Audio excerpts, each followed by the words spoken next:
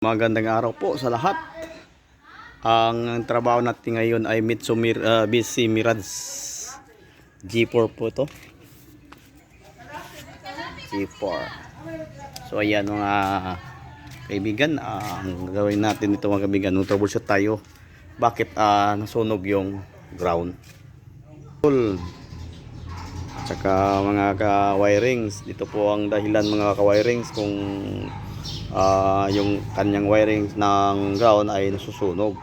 So pag ganitong sitwasyon, wala namang grounded, kaso lang nasunog yung ground, ang kulang po nito ay yung body ground ng engine.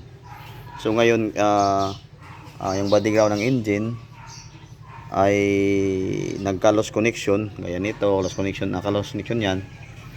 So pag start ng mayari ay nasunog po yung ground na ito na maliit, and then yung body ground din na galing po sa baterya talaga, ito hindi po function. Yan o, lost connection po to. Ayan o. So ang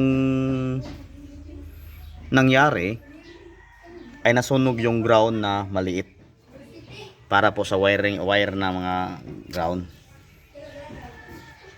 Ito, wala naman nakita na grounded yan, pero pag start, so doon po nakita na wala palang connection yung galing po sa baterya na ground, no, papunta sa engine natin nga ground. Kasi dalawa po to yung galing dito na ground sa engine, ito po yung sa battery natin, no, ito po yung sa battery natin na ground, no, tapos ito po yung papunta sa engine.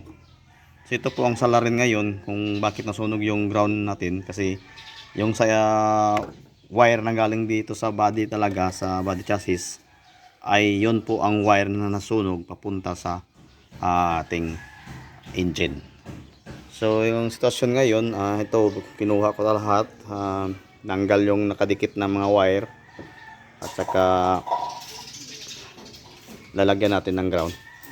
Then pagkatapos nito, i-try natin kung okay ating trabaho. Ang gagawin lang natin ngayon guys ay linisin lang natin yung lahat ng mga body ground. Yan lang po ating gagawin. Okay guys, natapos na yung ating pagtatrabaho, no. Nag-retip tayo. So yan, okay na yung mga wiring. So nilagay ko na rin yung battery, binalik ko na. Yan po. Problema pala nito ay ayaw walang function po yung ground. So yan kasi yung nangyari, nasunog. So ito na guys, subukan natin yung ground po dito, yung mayroong body ground dito. Ayan. At saka, okay guys, ating subukan yung ating trabaho, no. So subukan natin i-start. Okay, on muna tayo. Ayan, umilaw yung dashboard. And then i-press mo yung pedal na sa clutch.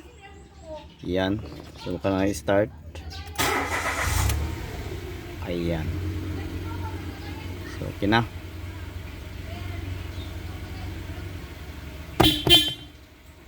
So okay yung kanyang starting system.